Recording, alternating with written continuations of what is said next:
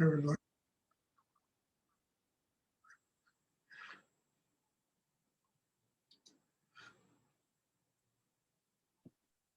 Does anyone have a question they would like to ask?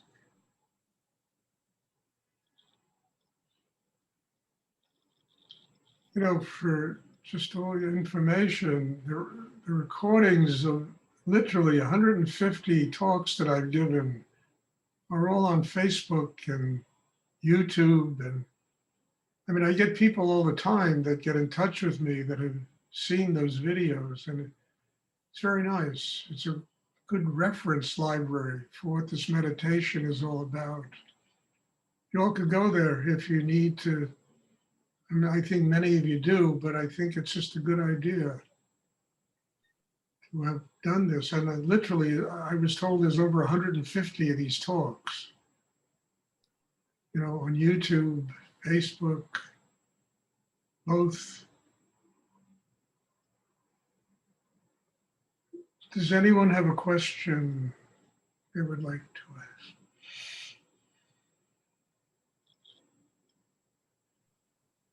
I have a question, Stuart. This is Melissa. Yes. Hi. It's a question about during practice that I'm noticing that, well, you know, we're keeping the attention in the third chakra and a little bit at the base of the spine. And today what I was noticing is that it would sort of alternate between that and then the awareness shifting into the central channel and above. And so my question is, you know, do you just sort of roll with that and let that happen, or do you stay focused in the third chakra? You know, look, I repeat this all the time. If you don't stay focused in the third chakra, in the chakra below the navel, and you bring your attention, mind into the heart, into the throat, and up in the head, you're going to lose that entire sense of balance inside yourself. The reason why what I teach works, the people that do it in a deep way, is because the focus of attention remains in the third chakra. Then it's like playing a one-man band. You bring 5% to the base of the spine, you feel gratitude, you understand? And doing these different things will open and help develop the chakra system. But the way the chakra system, you know, can develop real internal strength is the focus of attention being in the third chakra.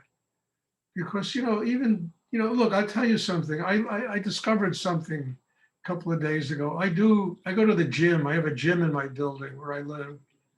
There's a pool, there's a gym. And I go, you know, maybe 4 times a week, sometimes more.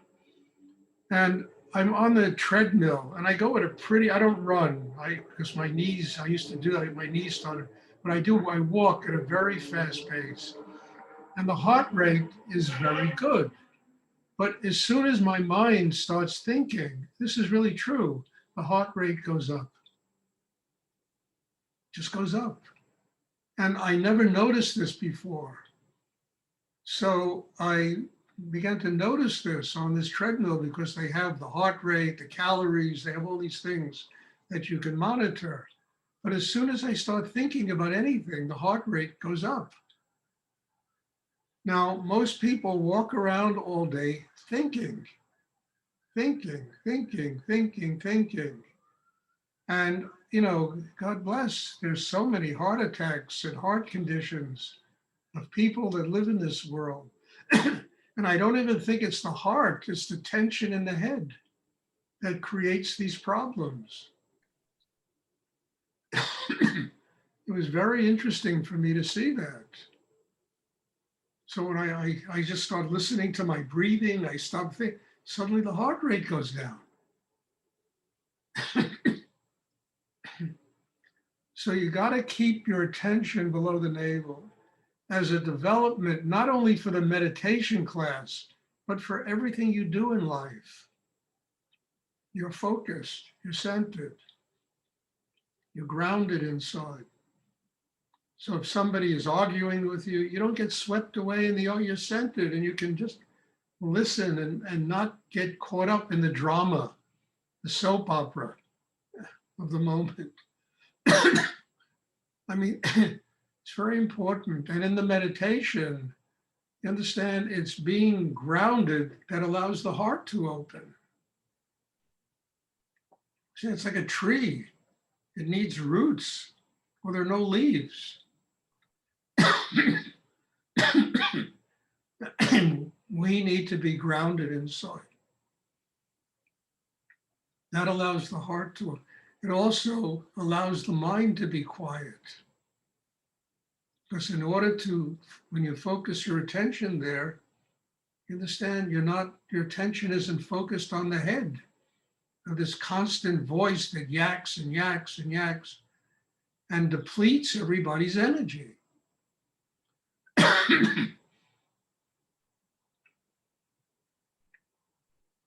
So to get the fullest benefit of this meditation, please keep your attention 95% of it in the chakra below the navel.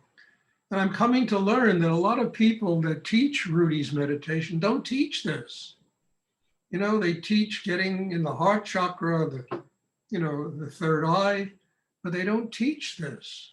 And this is the first thing I ever learned from Rudy. First thing he taught me. When he told me to come back tomorrow at 5 o'clock and I'll show you the meditation, the first thing he taught me is this, what I'm talking about now. So please try to build that focus of attention. Develop the strength inside yourself, because that'll not only develop the chakra system, it'll give you the capacity to deal with whatever you have to deal with in your life without allowing life to suck you dry. Is that clear? Yes, thank you. You're welcome. Does anyone else have a question? I mean, I think that about 80% of what I talk about is this. I really mean it, because I think it's such an important subject that most people that teach any kind of spiritual don't teach anything like this. And I went through, I don't know how many teachers before I met Rudy. And nobody ever talked. You chant mantras, you do this, you do that, you read from the Bhagavad Gita, but nobody ever talked about getting focused in the third chakra. And then I began to learn that great singers sing from there. Dancers dance from there. Great athletes, when they're in that zone, they're there. They're not in their heads, they're not in their emotions, they really are focused, whether they know it or not. Somehow they've let go of all that tension and they're focused in that chakra below the navel while they're doing what they do. Problem is, they also have no training in this. So as soon as they're off the baseball field or the basketball court, you understand, they get into life and it gets back into that where they're not centered anymore. Actors are the same way. Take them off the stage and most of them have very strange lives that they live because they're not focused on the stage. They're focused. They always tell you, focus, focus.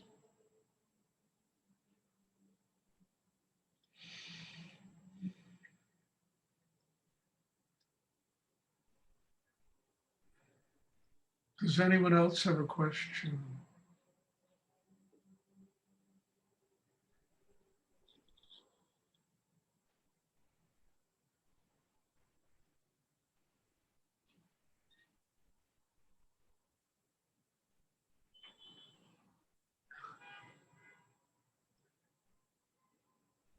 You know, I have sitting on my right a little Buddha, maybe about this big,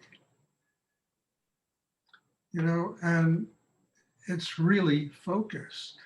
It's really focused. It's beautiful, this thing. And it lights up the whole corner of the room. The whole corner of the room has a different energy because of this statue, that its presence there. And you look at it and you see it's right below the navel, focused, the third chakra, heart's open.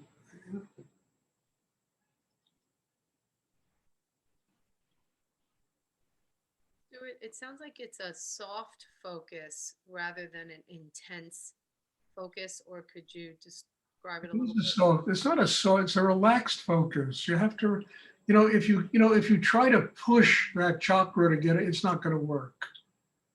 You understand? Real intensity is learning how to relax. Getting yourself relaxed, and then you just bring your attention down there, and the mind will do the rest. It's a very powerful instrument, but you can't force it. It won't work.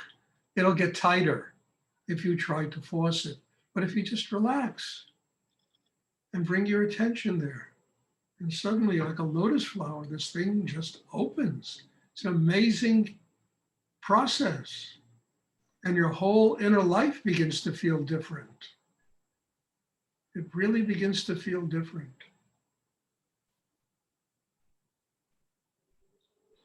So the key is not how intense you get and how you push it to open and force it to open. It's not going to work. It's how deeply you can relax inside and then just bring your attention there.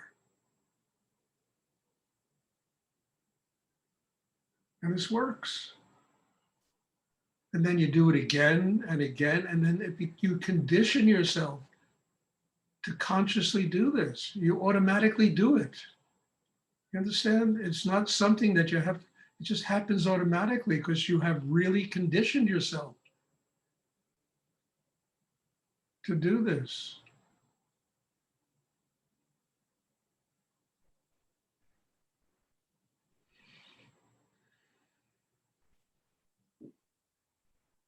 Does anyone else have a question?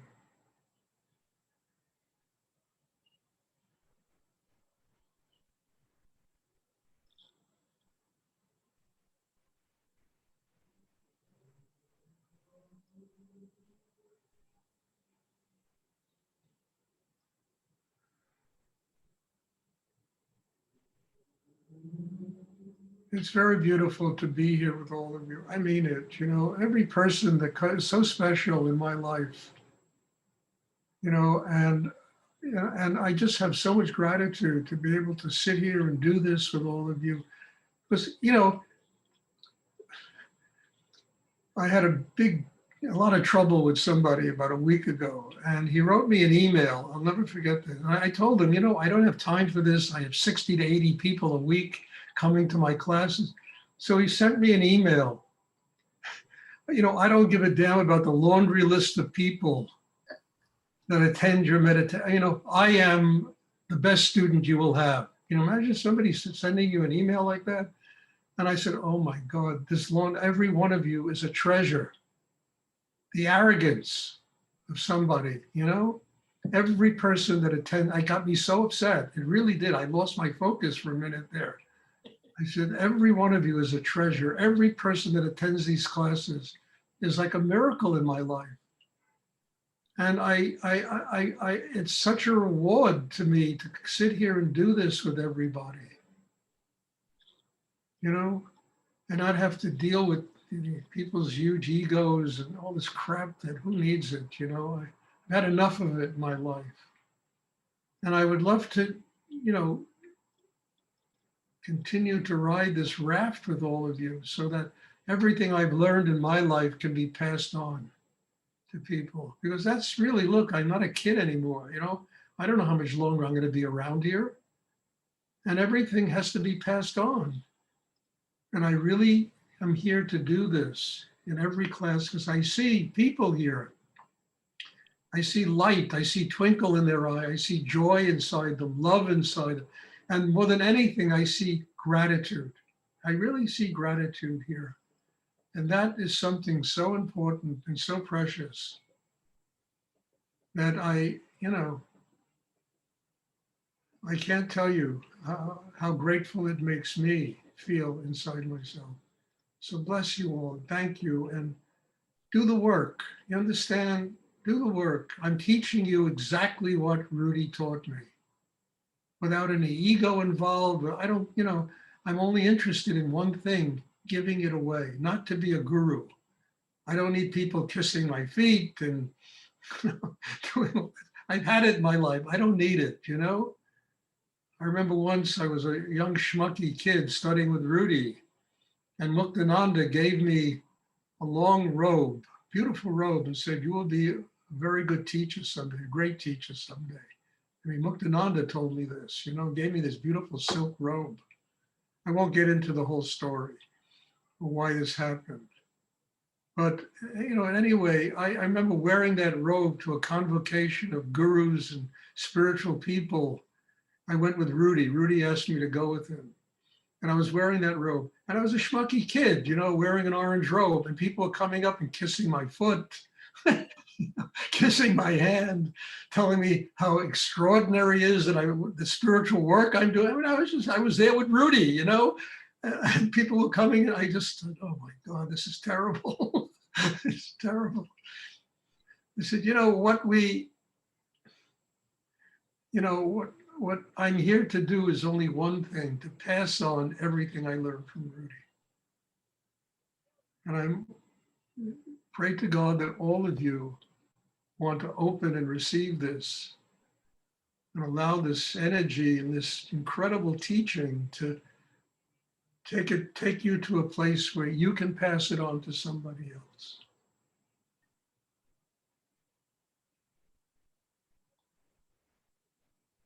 Does anyone else have a question they would like to ask?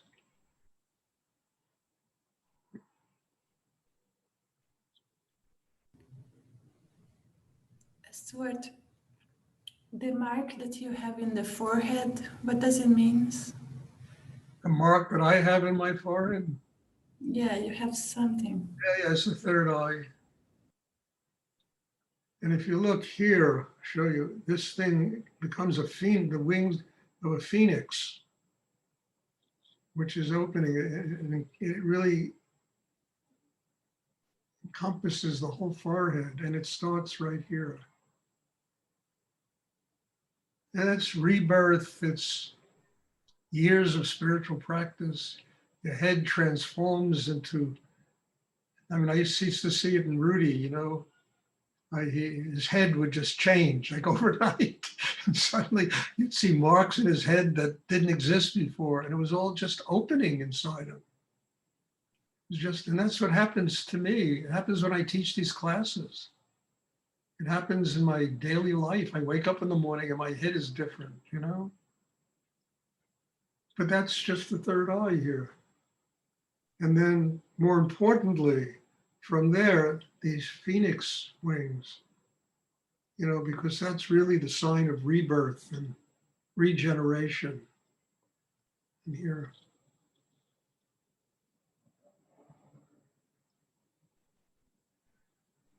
Does anyone else have a question they would like to ask?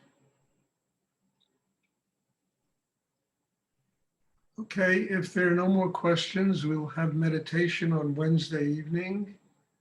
Thank you. God bless you all. And I'm hoping to see everybody then. Thank you. Thank you so much, Stuart. You're welcome. Good night. Have a good evening, everybody. Thank you. You too. Good. Thank you. Night.